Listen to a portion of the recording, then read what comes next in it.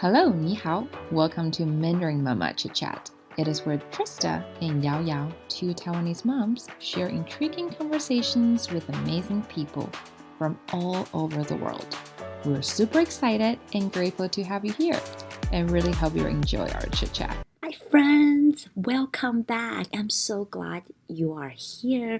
I know your time is so valuable and you're listening to us and trying to learn and grow with us. I really appreciate your time. Before I jump in, I want to make sure you guys subscribe to our podcast because every Tuesday we will be bringing amazing guests to come on and share their story and journey with us, and I don't want you to miss it. And if you are not on our email list, make sure you get on it because Trista and I will send you a really fun activity sheets every month if you are our subscriber. It's going to be Mandarin related activity sheets you can work with your kids every month. All you have to do is go to our show notes, click on free resources, and it'll take you to a link bio and make sure you sign up on one of the resources. Once you sign up, you are on the list, and every month you will get the latest updates and activity sheets from us. Today we have Ming Hui joining us. Ming Hui currently lives in Canada. She is Taiwanese, but she was born in Saudi Arabia. She went to school in Taiwan from grade 1 to grade 3. We have similar elementary school experience in Taiwan, like how it's so strict over there and you get spanked if you didn't cut your nails. So we talk about that and I thought it was so funny. I can totally relate to that story, and that's why her parents applied for visa in Canada and have the whole family immigrate into Canada because to escape that system. Things has changed and it's not so bad right now in Taiwan. The education system, not as bad as before, but still different. And Ming Hui now has 2 kids and she's raising them bilingual. She is another person that is so passionate in language and culture. She's not only teaching their kids Mandarin Chinese, she's actually learning herself. So she's working on her Mandarin, she's learning Taiwanese, she's learning Arabic, French.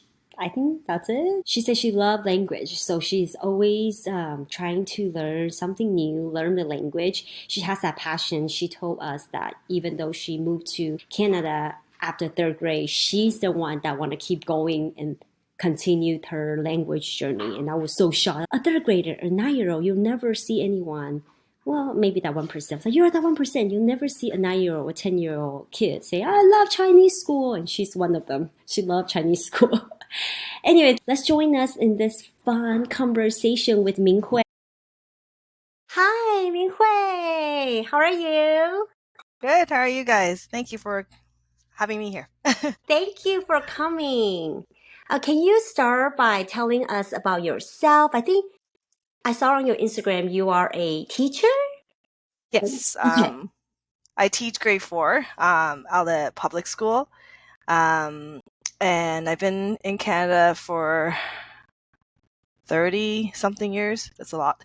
And so I did 3 years in Taiwan, like school, like 小学, 1年级到3年级, so 1st grade to 3rd grade. And then the rest of the time I've been overseas. And I've been teaching for 10 years or more. Actually, my kid is 10, so 10 years or more. Yeah. Wait, you Yeah. said you are a teacher in Taiwan for 3 years? No, I did my school. I did elementary school in Taiwan for 3 years. Yeah, and then when I came here, we stayed here the longest. We lived in Canada for 30 years. Yeah. So you moved to Canada after grade 3, right? After 3rd grade? Yeah, after grade 3. Yeah. Okay, so like you were born in, I guess, grew up till grade, like you live in Taiwan until grade 3, right? Were you No, born? I lived in Taiwan in grade 1 to grade 3. I was born somewhere else. Actually, Saudi Arabia in the Middle East until I was grade 1. Oh my gosh. So you were born in Saudi Arabia? Yes. Wow. Okay. That's different. It is.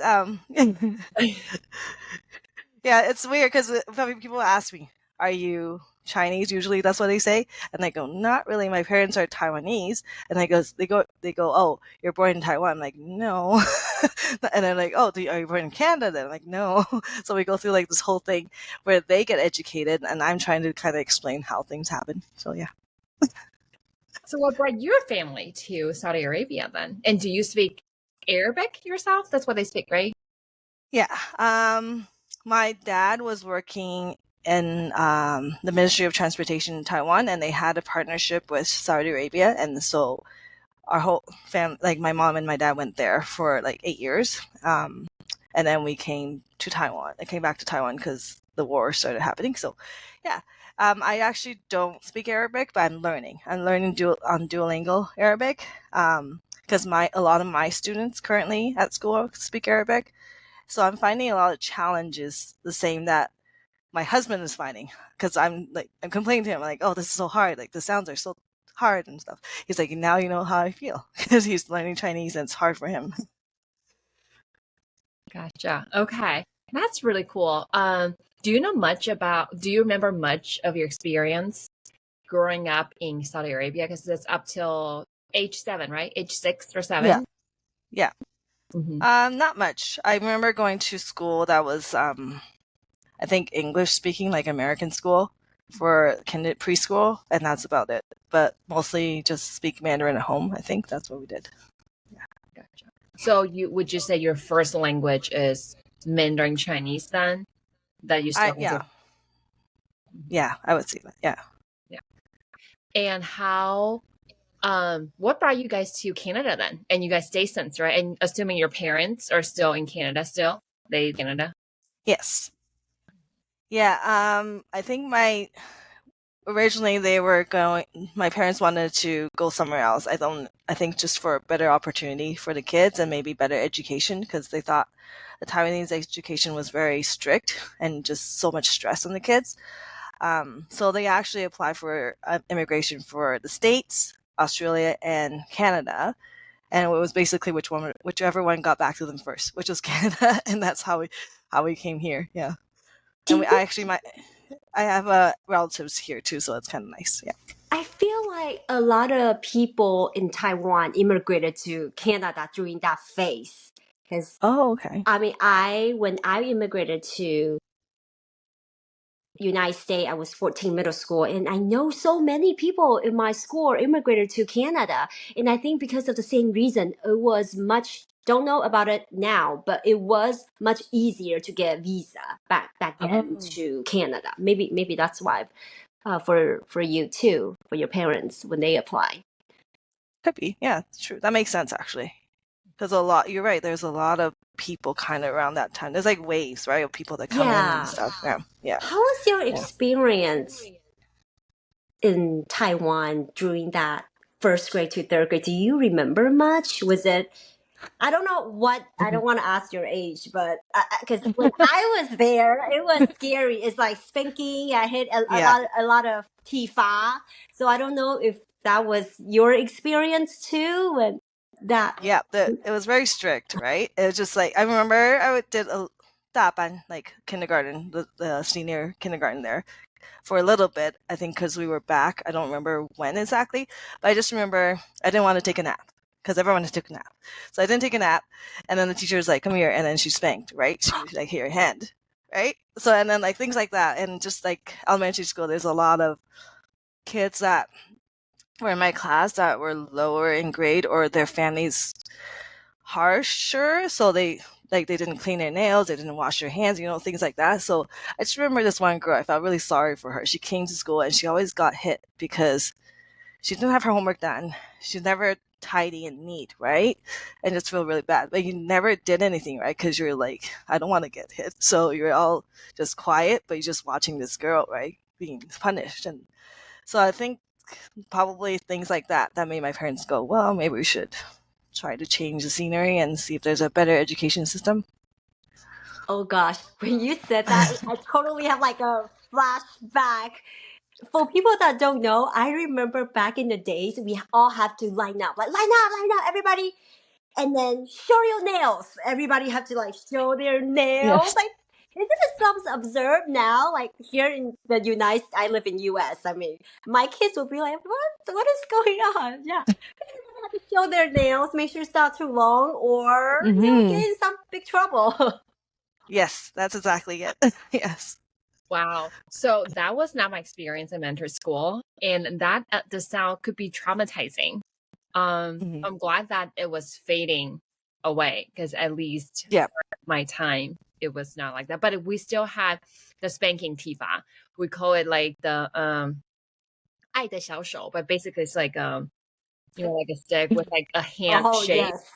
Oh. But it's like, yeah, 爱的小手, like out of love, right? I'm hitting you, spanking you out of love. So like, for example, like maybe like the threshold, like everybody had to get 90 out, like 90%. And if you get 89, then you get hit once. And 88, you get twice. Like however many grades like below the expected score, whatever, you had to get hit as many times. Yeah, I don't know. I remember that, and that was scary. But I think the only time that we would get like physical punishment was grade. Like there's not so much of like showing your nails or like if you don't come to school like I guess tidied or follow the dress code or anything. Yeah. Okay, this might be a little bit out of topic, but do you think? Okay, so I feel like it was for me back then. I don't have the best grade, so I get shamed a lot by the teacher. It's like a lot of shaming in front of like everyone, all your classmates, right? Yeah. What do you guys think about how like now like being Asian here in the Western world, how like I just have think I just think like sometimes lack of confidence of being really quiet or like feel that I'm not good enough. I don't know if that has to do with because I got a lot of shame back then when I was little. Do you think that kind of relates to maybe a little stereotype that the Asian personality? I think so. I think there's a bit of like shyness because we're not used to speaking out, right? We're not used to speaking to authority. It's always like you obey authority. So I don't know. I feel like there's a bit of like shaming, and then there's the mental health issues too. Like just because they don't recognize that in Taiwan as much. Probably better now than when we were kids, assuming we're kind of around the same age. Yeah. But, yeah.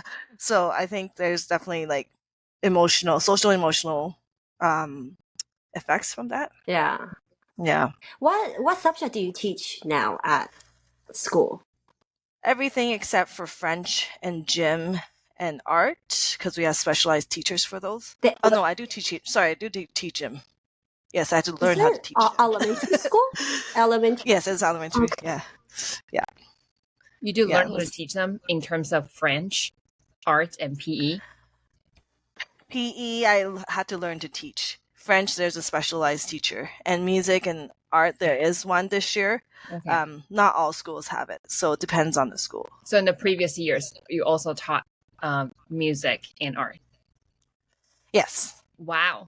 French I haven't yet though, but I could probably teach it. It's very like it's elementary French, right? So it's very simple. Wait, in Canada, you have to take French in elementary school? It's a requirement? Yeah. It's like because it's like our second language, so every kid no has matter to where in Canada or just I'm blanking on the province. Oh, that's right. It's actually you're right. It is only in certain provinces. So Ontario. My husband didn't have to do it because he did school in Alberta, which is in the west of Canada. Yeah. Gotcha. Yeah. Well, that's nice though for people who live in the province that speaks both. Yeah. I know, it kind of gets their brain thinking about other languages. So you had to take French when you were little. Yeah. So what language do you speak? I would say speaking French is sort of stretching it right now because I've forgotten a lot, but I can listen really well. I'm reviewing on Duolingo still, so I'm trying to like keep it up. And then Chinese or Mandarin. I'm just learning Taiwanese as well, trying to learn it and teach my kids at the same time. It's kind of a slow process because I don't speak it very well. Been watching a lot of shows like in Taiwanese. That's how I learned. Yeah, 连续剧. 台语连续剧. Yep. all those like soap operas, like the 八点档, it's like it goes on forever, but it's good for practicing because you're like the Yeah. same thing over and over again. Yes. You Yeah. have a lot of passion in language, huh? Like you're learning. Yeah. Wow. I think that's what kept me going when I was a kid. Even though I did only 3 years in Taiwan, I really like learning the language and learning about the characters and writing. So when they came here, I kept up with it. And then my mom kind of supported me. She's just keeps buying me books. Wait, That's great. back up. You want to keep up with it when you came here to. I mean, when you. I know it's Canada? odd. I was an odd duck, really. Like when I go to Wow. Chinese school, I was like the only one that was interested. All the other kids were like, "Why are we?" Super We're like, driven. Wow, you are that 1%. You are the 1%. yeah, yeah. I just liked it. I don't know why. I think it just. I think I felt good at something. Maybe it was like what you said. In Taiwan, I felt like I wasn't good at it, but here, I'm like the only person that knows Mandarin basically in my whole school. I'm like, oh yeah, I'm cool. Like I have a special skill, kind of thing. So maybe just why I kept. Because when you're good at something, You even feel with like anything, you proud. feel like you want to keep going. Yeah, exactly. Mhm. Wow. And I see that with my kids now. Now that they know more Mandarin, they're willing to speak it more. And now that they went to Taiwan and they had to speak it with family, Yeah. and they were successful most of the time, they want to keep going. How old right? are they? 6 and 9. Oh, great. Yeah, it's a fun age. Do you Yeah. teach them yourself? During the pandemic, that's when I did more teaching because we were all at home, and then we kind of did more intensive, like not intensive, but like more time teaching. Now it's just been so busy that I'm trying the Chinese school on Saturday, but it's kind of not. I mean, it's hard for the teacher at the Chinese school because she has a class of 25 and it's from like 3-year-olds to grade 8, which is Oh like my gosh. teens, right? So she has to teach like a variety of levels. So it's hard for her to do small groups because they only get 2 hours, right? So I found that that's really hard for them to actually practice anything. So I've sort of been trying to outsource. So I'm trying some Mandarin online classes and just our level books, we kind of keep that up because that's really quick and easy. Like every day we do like 15 minutes and they read that. And then other times it's just trying to talk as much in Mandarin. The only screen time they get is Mandarin. It's like we're fairly strict about this. Like they don't get much screen time, but they watch. We have Disney Plus, and the only thing they watch is stuff that's in Mandarin. Um, and so that's kind of incentive because they don't get to watch much. So they're like, oh, when we get to watch stuff, it doesn't matter what we watch. We get to learn stuff. What do Yeah. they watch? What do you let them watch in Mandarin? My son is really into Star Wars, so all the animations, like the ones that are not real people, they all have Mandarin audio. So he watches this, and he's like telling me all this like terminology in like Mandarin, like for example, Clone Wars. He was like, "Did you know it's called 复制人之战?" I'm like, "Oh." Now he knows like the word 知 and 战. I'm like, I never taught him that, right? So yeah, so things like that come up, and my daughter likes like anything that's princess. So if it's princess in Chinese, that's okay with me. Do you think they catch it all? They understand everything, or maybe like bits and pieces here and there? Yeah, bits and pieces, and there's definitely concepts of it that doesn't like if I'm not watching it with them, I wouldn't be able to kind of help them understand. Mhm. Um, so for example, like my son started kung fu, and then they call him shifu, and then he's like, "Oh, that was in Star Wars because they have masters in Star Wars, right? Jedi masters." And they go, "Oh, there's Yoda Shifu and all this stuff, like Yoda and stuff like that." So he's bringing all this like terminology because of that connection, and then so it's kind of fun seeing that. Yeah. I have a question. How do you get them to watch movies or show without, with Mandarin? Like, do they ever complain or because my kids will just throw the fit because they know there's an option. You can just click a button and then go back to English. Like, mommy, why would you want me to watch it in Mandarin? That's a good point. I don't know if they complain so far, but they also don't know how to change it to English right now, so it's nice. Um, I I know that I mean in the past they have complained about speaking Mandarin, like why are we doing this? Why kind of thing. But since like going to Taiwan like last time, I feel like they just they become more positive with that. Because we try to make our last trip, we had summer camp learning, but other part of it is like fun stuff. Like we go see different things, experience different things, and stuff like that. In terms of watching things, I think they're just happy to watch something because they literally do not watch anything except when I say you can watch something in Disney Plus. That's Mandarin. So I think they just, and when they're little, they didn't watch anything at all either. They had hardly screen time because I was trying to just get them to like play and do imaginative stuff.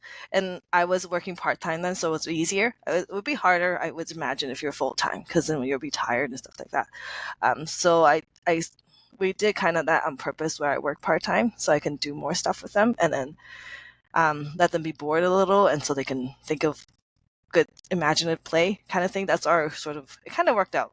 I know it's hard for families. It's not something that works with all families, but that's kind of our approach. That's very impressive, especially given the current trend. It just screen time is like basically it's a second babysitter, or like Yeah. when the parents want a break or like a breather, or just hey, can we just So it's really amazing because I have a 4-year-old and a 2-year-old, and I feel like I give them more screen time than you give to your 9 and 6 years old already. It's kind of embarrassing, but Well, it's like what. Yeah, each family is kind of different, right? It's just I don't know. I think it depends on the kids' personalities too. Like yeah. And my what is my son definitely is like my us. Like he's a reader. He loves to read kind of thing. So that kind of helps a little bit. Yeah. so do you Sorry, I interrupted you. Oh, you're fine. No. Do your parents live close by? Because I was wondering if they also, like contribute to your kids' Mandarin learning journey as well, or how often do they get to see each other? When they were little, my parents actually lived in another province, so like they had to fly like 3 hours to get here. Mm. They moved during closer to the pandemic, or a little shortly before that. I can't remember, around that time. So what was that? That would be like 5 or 6 years ago, maybe around there, that they moved here. And that helped a lot, just with conversing with someone that's not me, because I feel like I say the same thing to them all the time. You kind of run out of things to say. This is why I turn to books, because then I read to them and we kind of discuss the stuff. Because you kind of just every day you say the same thing, like get your dress, 穿衣服, and then brush your teeth, things Daily like that, right? routine, It right? just yeah, exactly. So when they moved here, it's nice because there's someone else to talk to, and they could get used to someone else's like way of speaking. Because I use basically the same terminology every day, right? It's not like I'm writing a book trying to think of different terminology. But the reason why we started doing the screen time is actually because my mom, she helps with like taking care of them after school, and they would often get into fights and stuff. So then we kind of came up with this strategy, like, yes, you can watch something, but in Mandarin Mm. at Ama's place. And then that's sort of how it evolved. But yeah, So our family's kind of odd. you mentioned about reading books, right? So you yourself, you write books? No, but that was some idea that I wanted to do, because my brother's the illustrator. Mm. We were talking about it, but we never just got around to it. But that would be something that I would be interested in doing at some point. But yeah, not yet. Gotcha. Okay. Actually, we did write a book with the kids. It was just very simple, like what that means. My name is da, da, da. Like they wrote a book and then we put pictures in. That's as far as we got. Like a little Yeah, project. yeah, like a little project. Yeah, So just you and your kids. yeah. And then we would read it. We would read it, and then like they talk about what they like and stuff Yeah. like that. Oh, that's cute. Oh, yeah. So you mentioned that you wanted to learn Taiwanese yourself, and then you were teaching your kids Taiwanese. Yes. Can I ask why? Not that there's no value. I'm just like curious as why you are adding Taiwanese, especially not like when you are also not very familiar with the language yourself. Uh, my parents actually speak Taiwanese to me. I just have a hard. I just haven't practiced enough to speak it back. Although lately I've been doing better, and they've always talked about wanting to teach the kids, and I always go, "Why don't you guys teach the kids?" But they're not very. structured. They're very laid back parents. So then I'm like, okay, maybe we should do it together. And then it's sort of like building that more layer of a connection with the family and my parents as well. Because I feel like language is like building connections. Originally, when I was teaching them, I think I was kind of like the tiger mom. I had high expectations. Like, they need to be able to read, they need to be able to write. I was like, okay, that's out the window because that's not realistic. So, but then later on, as I got through like just building that connection with them and them building the connection with me, that's where I see that why they want to use the language, or where they're kind of like their motivation to use the language. And I found that to be a better source of motivation than like anything else. They just want to speak to you and talk to you and connect with you, right? My daughter often will use Mandarin when she wants to talk to me about something, and she'll whisper it without anybody knowing, so it's like a secret kind of thing, because she's very shy about other people. So building Taiwanese today, it's mostly just to kind of make that more deepen that connection, and then when they go back to Taiwan, the hope is that they can talk to my grandma and other older relatives. Like we went to California recently in March, and I have a 92-year-old great aunt there, or is it grand aunt? I call her. What do I call her? Azo. No, they call her Azo actually. Oh. What do I call her? Gobo. I call it Gobo, which is what do you say? Great aunt. You're right. I know, it's very confusing and like trying to translate that. So she speaks only Taiwanese, and the whole time we were there, she's trying to speak to me in Taiwanese and trying to reply back in my very broken one. I think she just understood maybe half of what I was saying, but just like we have family that reconnected recently, that I'm like, oh, it'll be nice for them to learn Taiwanese because they all speak Taiwanese. So yeah, I when I went back to Taiwan. When I went back to Taiwan, because my grandparents, they speak Taiwanese only. They barely speak Mandarin. And my mom speaks Taiwanese and Mandarin both, but we usually speak Mandarin. But when we want to say something the kids doesn't understand, we'll communicate in Taiwanese. And my son doesn't care. He's a boy. My daughter, she's 11.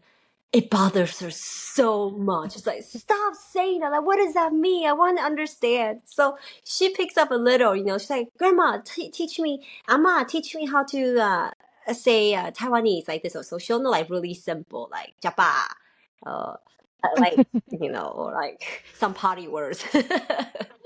So it's just really, really funny because they want to connect, and then it motivates her.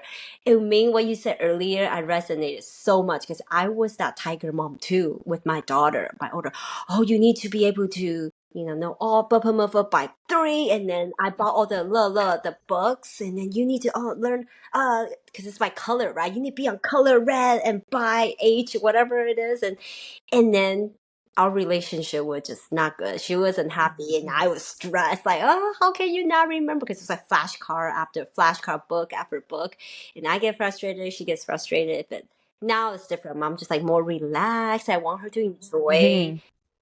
Mainly, I want her to love the language and the culture, right? I want to take her back, and she likes what she's seeing, the city, the country, and the people, and the family, and she's able to communicate with the family. And now she's less resistant because I'm more like laid back now. So yeah, I do like. I mean, everyone's different, but I personally I like that approach. yeah. Yeah, it's about connection. I find that with kids like that. Yeah, sorry. No, yes, it is about connection. I love I was gonna say with kids, I feel like they resist more if you have your own agenda, right? Like you have that big agenda that you want to accomplish, and I find that that's where a lot of our fights come from if we're fighting the kids, even at school. So like just kind of rethinking and then going, okay, how about we do it this way? So it's a lot of parenting and teaching. Is a lot of like being flexible. Changing your plans and then just evaluating things. And and sometimes you just kind of wing it. Yeah. And they each kids have different personalities. So maybe every kids have different approach. Doesn't matter how many kids you have. Maybe one is this approach, one is it doesn't work with that approach. So I guess we just have to like wing it and just just to see one step at a time. Yeah, the reason why I asked about Taiwanese because that's been my recent I don't know, like goal, I guess. Because my parents, my grandparents all passed already, but my parents, they both speak Mandarin and Taiwanese. But I know Taiwanese, they feel more, I don't know, like connected to Taiwanese. Both my parents and I know.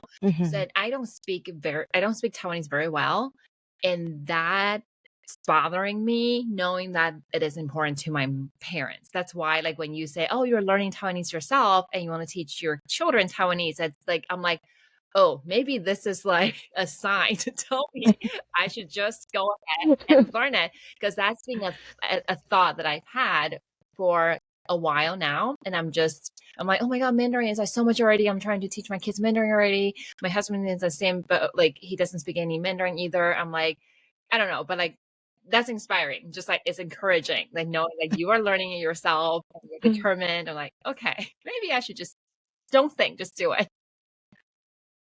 Yeah, and I know what you mean. Like you feel like you're overloaded. You're like, okay, you have to teach them Mandarin. So like there's schoolwork, to other stuff that goes on. And then with this Taiwanese approach, I'm like, okay, I'm just gonna go slow, and I'll try to do more this summer because I know I definitely won't get anywhere right now because it's just such a busy time. And then just kind of take the same approach with my kids to myself, being like, okay, let's set up small goals and be like, okay, let's work on certain things or being able to say, one or two things first and then build from there. And yeah, that's my summer project. And if I'm successful, I'll post more about it. Yay! So I saw on your Instagram you cook a lot. Like it looks so yummy. Is that another of your passion? It looks traditional Taiwanese food. It is. I wish I had more time. I used to have more time, but now it's just hard. So it's only during holidays. It's just like, sorry, the rest of the time you get spaghetti and pasta, whatever. But holidays you get, like, I really try to do, especially immersing them in the culture, because I'm like, oh, I can't take you guys to Taiwan for New Year's, but let's try to recreate it here, kind of thing. So I feel like you're still very rooted, even though you came here when you were really little. You're still very rooted. Like you still have that Taiwanese soul. Like you like the cooking, right? How did you learn? Did your Yeah. mom teach you the cooking? A little bit. She had surgery when I was in high school, so then I had to take up more of that because my dad was a really traditional guy. He does not cook, and you probably don't want him to cook either. But yeah, and then just looking at YouTube videos, like there's so much on YouTube now that's amazing. But I just search up things, and then there's someone out there has made it, and usually I look around a few more videos and then kind of combine them, and be like, okay, this makes sense. And then But do you think like cooking Chinese food in general, it just takes more time? Oh, it does. Yeah, Yes. compared to like, I don't know, mac and cheese, spaghetti, I just throw in one pot. Like Chinese food, I have to chop the garlic and the green onion and ginger. It just takes so long. I mean, how long It does, and then I don't know. to clean? Yeah, and a long time to clean up too. Yes, yep. I know. I don't know how my mom did it because my dad still expects that, and then like, mom, don't worry. There's just like doesn't matter. You just do 炒饭. It's fine. We're all happy except my dad, but everyone else is happy, right? But it's just yeah, it takes a lot of time, and my husband doesn't know how to do it, so he's like, "Why don't you do a casserole?" I'm like, Wait, is he Taiwanese? No, his family's like part of it is like Ukraine and Spain, and then the other part is like UK area. Oh, so he doesn't even have any Chinese descent. Does he? No, Well, no, does he speak another language? no. They're very quote unquote white Oh, okay. family. Because when you say But Ukraine and Spain, I was like, maybe he speaks Spanish or something else. but his aunt has done all the research about the background, and she's actually learned. She knows Ukrainian, French. Sorry, I said that really funny. Galician, which is like a kind of like Portuguese, Spanish kind of thing, and she's the one who's the language person who's also trying to impart this on the rest of the family. But It's weird maybe because they lived here for so long, like my husband's immediate family, that they don't feel rooted in anything, that I don't feel like they need to explore their past, I guess, as much. So I'm the one who's actually like promoting all this Ukrainian thing to my kids. Like, did you know that in Ukraine you do this because your guys are like 1/8 Ukrainian, right? So like, We it's love funny it. because yeah, because I had a conversation with my husband like. It's interesting that this happens because he's like, maybe it's because you're so rooted in your culture, you feel like you want that your kids to be like, know what their culture background stuff like that. Yeah, so in the language and cultural, basically you're on your own. Like for your kids, Yeah, you're teaching everything. for some of it, but I mean, like, there's still some support, like Yeah, parents, and which is your nice, and then parents. like, eh, and then my husband's aunt who has like wealth of information, and she's very So like, it's yeah. kind of like you, Trista. So when you guys speak at home, how does that work? What you just speak solely Mandarin to your kids, and your husband just doesn't understand, and he's okay.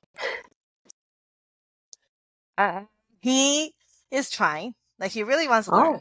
He just doesn't have time, because he's busy with like 2 projects, and he works a lot. Um, so when actually I when we started when we had the baby, I tried to do one person one language, but then when I started full-time work, I found that it was really hard for my brain coming home after teaching for a whole day in English. So I became a little lazy, and then I realized, oh wait, I'm speaking a lot of English, so I kind of switched back. So I wasn't very consistent. I know there's more families who are more consistent with that, and right now, I do speak to the kids more in Mandarin, and the kids often would translate to him. So it's kind of nice. It gives the kids power, and the kids gloat. They go, "I know more Mandarin than Dad." So yeah. How about you, Trista? What is your family like? Right. So, in the beginning, I didn't. I was actually speaking to my oldest son. He's 4 now, but I think up till he's 1, I spoke to him mainly in English. I didn't even think about teaching Mandarin to him or anything. I don't know why, but I just didn't. Mom brain, I don't know. And then when I decided, oh no, like I do need to, and I'm the only person too, because my parents and my family are still back in Taiwan. I'm the only person that's in America, so I'm like literally the only person that speak Mandarin to him. Like I don't have like other Mandarin speaking people like near me either. And then so I started speaking Mandarin, but I little by little slowly adding. And until recently, I would say like after I met Yao Yao, I'm like, okay, I need to up on my game. And then I think I try to speak majority Mandarin. And if it just like the conversation between me and my kids, like just our own conversation, I just speak to them in Mandarin. But when I feel there's a need to have my husband included, then I would like Mandarin, da, da, da, and then maybe like keywords, whatever English, so he understands what you're saying. So I tried to kind of like selective, like when I feel like there's a need for him to be involved, then I would throw some English words there, or like Mandarin, and then followed by English translation. But sometimes I intentionally just speak Mandarin just to mess with my husband. But so different dynamic, different situation. It's like a superpower. Yes, exactly. Yeah. Leo, like he would translate, and my husband sometimes like, "Oh, what did mommy say?" And Leo would like with a smirk and then like tell daddy, da, da, da, like in English. So it's kind of fun. a lot of code switching for you guys. Mm-hmm. Mm-hmm. Yeah. And it takes up brain power, I feel like. But once you are kind of more fluent, I guess it's less taxing. But when you're tired and you have a baby, I find the code switching just harder, especially when there's 2 languages at home and you're like, oh, Yeah. I'm lacking sleep, gotta code Yeah. switch. But And sometimes English comes easier. Like even though English is my second language, right? But I think it's because we are here and we just speak English. I feel like you have to like in your brain, I don't know exactly how it works scientifically, but I just feel like when you're speaking one language, like English, right? Mainly English, when to switch to, even though it's my native language, my first language, I still need to like make an effort intentionally to make the switch. Or it's just so easy for me to just to speak English, or at least a majority English. Does that make sense though? yeah, it makes Yeah. sense. Yeah, totally And get I'm it. like, oh, Yeah, okay, I I know. catch Yeah, myself. I'm like, no. Yep. Yeah. Exactly. When my son was about 3 or 4, I was like, oh no, I'm speaking too much English, right? Then I feel that guilt, right? And you go, oh, I need to like not strict enough because I see so many other families, especially on Instagram and blogs, and be like, they're one person, one language, and they're so consistent. I'm like, oh, I need to up my game here. Yeah. I have a question. When you speak to your kids in Mandarin, right? Both Yao Yao and Ming Hui. So I talk really fast, like just in general, like no matter English or Mandarin, and just at my natural speed. So when I speak Mandarin to my kids, I speak, I guess, fast, by my natural speed. And my husband often complains, like, oh, you just slow down. How are they going to understand what you're saying?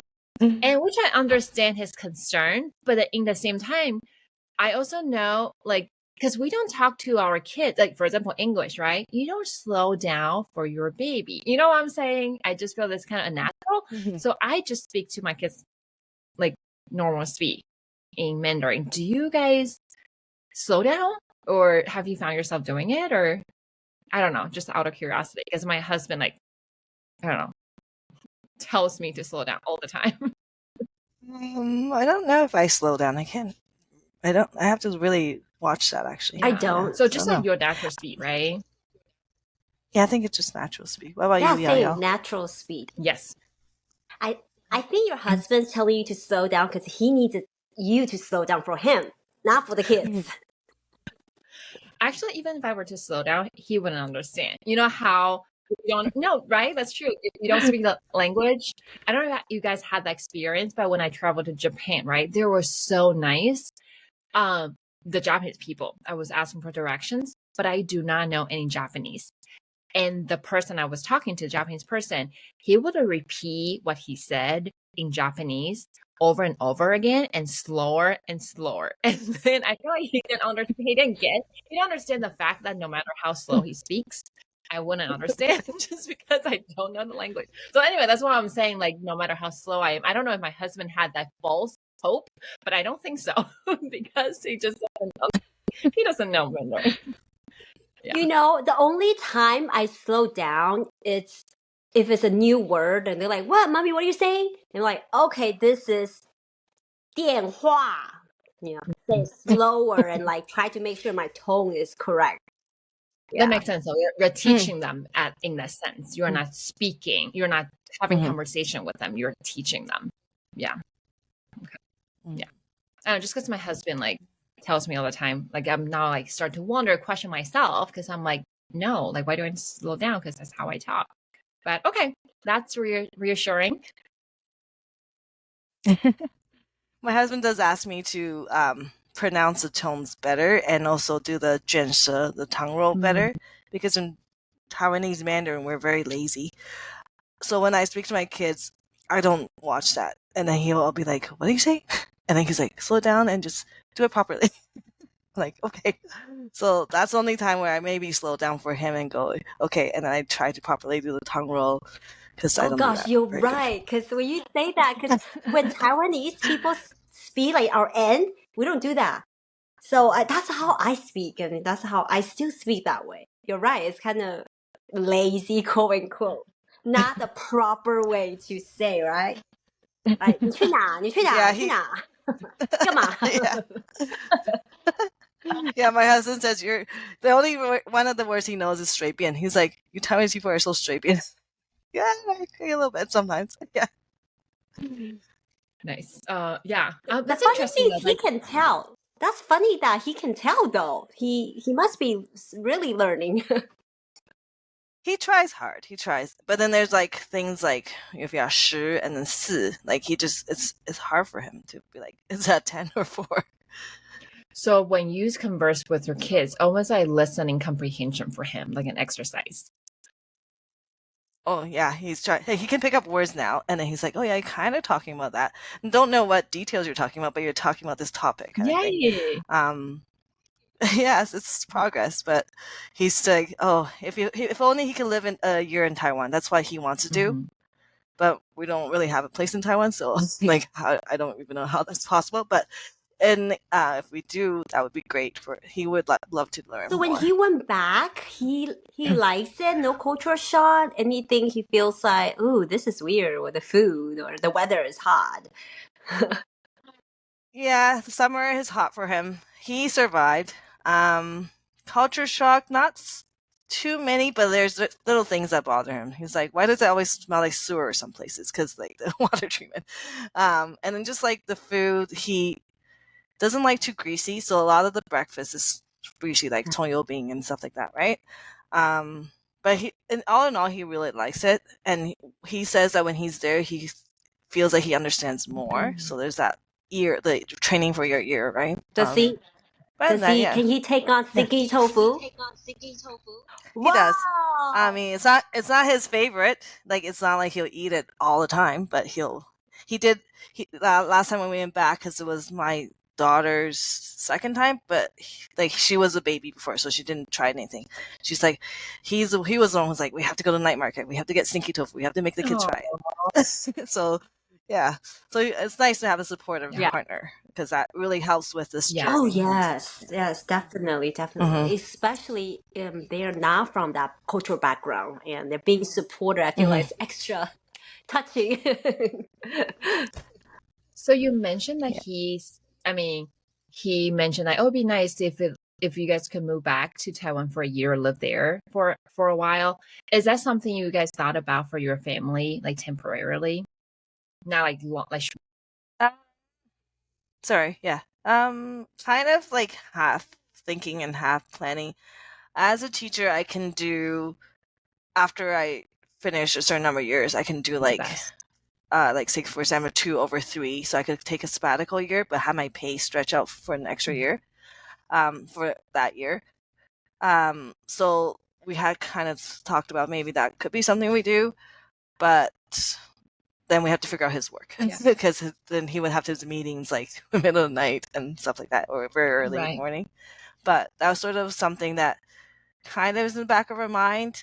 And I wouldn't say that we're actively planning, but if the opportunity comes up, we'll probably take. Well, we would certainly take Right. it. I know jobs definitely Yeah. is the trickiest part, right?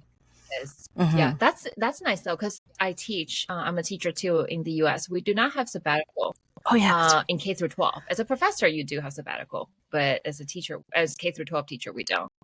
So that's nice that you have an Oh. option. But I know at least Yeah. where I live, Ohio, we have this exchange teacher program that teachers in Ohio could do a year exchange in Taiwan.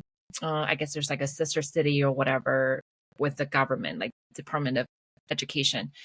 And then so if I want to, I can apply and teach English, but in like remote areas like Hualien, Taitung, like up in the mountains.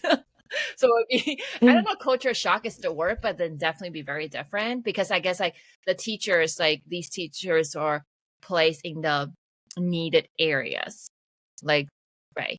And then obviously my husband will be like, I don't know, either just stay home dad or yeah, because I think finding a job in Taiwan, not being a citizen or not being able to speak Mandarin would be really hard unless you want to teach He will be English. an English teacher too. Yeah, but I think a lot of them are like under the table. You know what I'm saying? I think a lot of 补习 foreigners, 班. yeah, 补习班. I don't say under the table, but like I think they don't give them permanent visa or anything. They just have fly out of Taiwan every 90 days and then fly back to Taiwan. I don't know. Yeah. So I don't know. And Oh yeah, that's true. There's a yes, restriction. yeah. And so that's why I ask, because like we would love to do it. We're just not sure how it's feasible. Yeah. But hopefully we'll figure a way out because it would be really nice to have a year or two just fully immersed in the culture and the language. Yeah. But not sure. Yep. Especially for the kids, they pick up so fast when they're just immersed in that environment. Mm-hmm. For sure. Yeah. They do. So since Ming Hui, So you are in Canada. I mean, Canada's so big as well. I don't know where you're in Canada, but I'm curious as how your experience raising your kids, like teaching your kids Mandarin. And they're learning French at school too, right? Yeah. So like how has it been? Like do you feel like in your community is like you feel supported? Like are you able to build your own community? Like meet with other parents that also are teaching their kids Mandarin, or like kind of overall how has the journey been like for you? It's harder in our like my current city, which is outside of Toronto. If you're in Toronto, it would be a lot easier. There's a lot of Asians and there's a lot of Taiwanese as well in general. But I found it hard here to find that connection. I'm still looking, actually. So there is like the Taiwanese Association, like Taiwan Tongxianghui. There's some people there, but for some reason in this region, it's not very Active. like there's not one person leading it, and it's not very active. Like in London, Ontario, which is an hour away, even though it's farther from Toronto, they're more cohesive and there's like someone leading it and planning stuff and so like I feel like there's more connected there. Here I feel like people come and go. I'm wondering it's because we're near Waterloo, which is where the tech hub is, like the Silicon Valley of Ontario, kind of smaller, and maybe just people coming and going because of job and stuff like that. But I definitely like that's one part I want to figure out how to do. I want to find other in town like my minded family. I found a lot of online, which is great, but it would be nice to have like play dates or even just Person. like go out, things like that. So I'm not sure how or when how to find that right now, just because not I just there's lack of family. There's a lot of other multilingual families I've connected with, not necessarily Taiwanese. So I have a neighbor who's teaching her kids Japanese, and she only speaks Japanese to her kids as well. So it's nice for our kids to see that, be like, oh, other families are doing it, right? Where mom speaks a different language than dad, and they still communicate. So I found families like that where that's kind of supportive, but yeah, I don't know. It's I don't know if it's just this region, probably just this region that's harder to find. So I've thought about maybe I should create like a class or something. Maybe I'll invite people to join. I don't know. I'm trying to think about how I should do it. So I'm still in that process. Yeah, it definitely makes a difference when you have a group of community. I live in Houston, Texas, and we have a lot of Taiwanese. I have a lot of Taiwanese friends that have same age children, and they play together. So I would say from 0 to 5, before elementary, all the kids, like there's a big group of kids, they all speak Mandarin only. Like we'll have play dates, and mom will be, we'll be gossiping and talking and complaining about our husband, and then the kids they'll play and they all speak Mandarin. But then when elementary school come, they just suddenly, slowly, it will be like half Mandarin and half language, English, right? And now, like, let's say my daughter, she's 11 now, and her best friend, they know each other since like baby, because the mom and I were really good friends, and now they just converse in 100% English. Yeah. But still, it's nice to have that support. And you're not alone, and we see each other face to face. We support, like, well, if we go back to Taiwan, sometimes we like a whole group of us go back, and then we'll set up play date. Yeah, it's nice, it's fun. But that just I'm lucky that I have a lot of that in my area. Mm-hmm. Yeah, that's nice. I can definitely like relate to Ming Hui as well. I don't have like other Chinese moms or even multilingual like moms either. Where I live is pretty white. I don't know, like just English Americans. So almost feel isolated, but at least like with the virtual connections is better than nothing. And just seeing like how other moms or even how other caregivers are doing for their children, it's being like eye-opening and just like strengthen my desire. And then if nothing else, at least my family are still back home in Taiwan, and if I want to keep that connection going, right, like the relationship, then my kids need to be able to communicate with them. And that's like, I think that's my main like drive. And I think like ever since we started this podcast, we've been interviewing a lot of guests, and it's just so inspiring, right, Trista? I think that kind of kept you going too. Like, oh wow, everyone is so so much passion, persistent, and we're not alone in this. Yeah. And there's so many stories. I think we keep each other going, I feel like, because then, like you said, Trista, like if you don't have immediate support, like you go for the online support, and just it's inspiring to see other people. Oh yeah. So Ming, lastly, I want to ask you, what is your goal for your children in this Mandarin learning journey? Well, I want to keep their passion, so that's like sort of the main goal. Make sure that they don't trying to do it so that they don't go, why are we doing this, right? So that, because I got that when they were little, like, why do we need to speak Mandarin? Why can't we just speak English? There's a bit of that. So right now we're at a point where they don't ask that anymore, so that's nice. So we'll keep that going. And just making sure that they're kind of setting small goals, but not like a main big goal. So be like, okay, let's just make sure that right now they're really into the little books, actually. So they're really motivated, although a little bit of bribing, bubble tea at the very end of all the books, is yeah, a very Taiwanese thing to do. But so they're motivated to finish that. So we kind of have that goal in mind, and I've been noticing that they can recognize characters better. So I'm trying to get them to maybe even just to read like simple picture books, because I see a lot of other moms with their posts and like, oh, that's inspiring. I want to that's sort of where I want to be. Not so much writing focus, but it does help with recognition. But I feel like if you put too much emphasis on it, then they don't want to learn it, right? So just mostly focusing on listening and comprehension and reading, kind of all that aspect of Mandarin. That's sort of the goal. Because with language, like the oral communication helps with understanding. Especially we see it I see it in school with English. So I'm trying to build that foundation and then go from there. That's Sounds good. Okay. Well, it's been a really nice conversation. Just hearing like your journey and like how determined you are, and just even just aside from language, like your own language learning journey too. But aside from language, it's just like zero, like minimum screen time. That's like for me. I'm just like, oh my gosh, I wish I could Same do here. that. Gosh, same here. It's hard, And my kids especially are so these little. days. Like my kids are like 4 Yeah. and 2. But all right. Well, before we wrap up, could you share with us where we can find? Instagram is where I do a lot of the posting right now. I started the blog in pandemic, but the blog was originally what I was doing with my kids. I was just going to post resources, but then I got really lazy.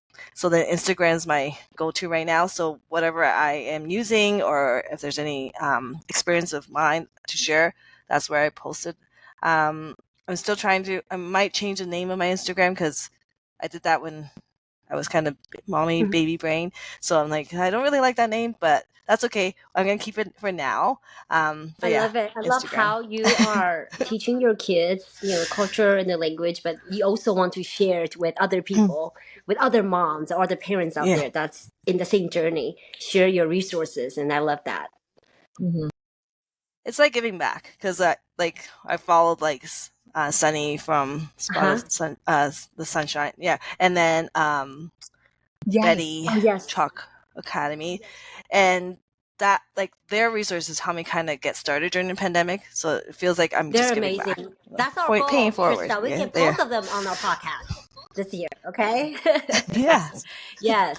Yeah. It's amazing. That's why, like, even though I know for both of you guys don't have in person that support, but to look in the internet world, so many people are so generous, and now you give it back too, sharing their resources and their blog, their journey, their story, and to inspire us. It's like ripple effect, I guess. Yeah. So it's For sure. great. Yeah. All Thank right. you Well, so much. yeah. Thank you for having me. Yeah, It was fun. thank you. Thank you for coming on. Yeah. We'll stay connected on Instagram. Yeah. Yes, for sure. We'll keep Yes. each other going. Right? Okay. Yes. Bye. Bye. Thank you guys for listening. I hope you guys enjoyed the conversation. If you learned something from today or you love this episode, please share it with your friend. And make sure you subscribe to our podcast so you'll get the latest news every single week. And you can find us on social media at Mandarin Together Now, Instagram or Facebook. Make sure you follow us. Also, if you want to find free resources from us, make sure you check out the show notes. It has all the links in there. Lastly, if you love our podcast and you want to support us, please leave a review because we would love to hear from you. It will mean the world to us. Let us know what you like about our podcast. All right, see you next time. Bye-bye.